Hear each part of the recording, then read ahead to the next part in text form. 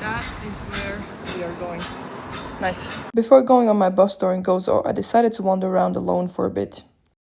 I found this beautiful church on top of the hill with no tourists around. I wanted to get an even better view of the coast, so I climbed even higher and found this very secretive town. So all this area is private and it's closed down. What are they hiding? Turns out it's an 18th century fort that used to be a mental hospital, but now it's turned into luxury apartments for rich people. You can't enter in there. Huh. Then it was time to do the most touristy thing I've ever done on my travels, hop on and hop off bus. For my first stop, I got extremely intrigued by this beautiful looking church, so I decided to hop off here.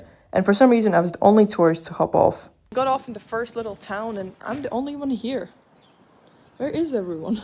The mystery of why I was alone there, I never figured out, but it was a beautiful mix of architecture, nature, and churches. Welcome to the capital of Gozo. We made it to a beach.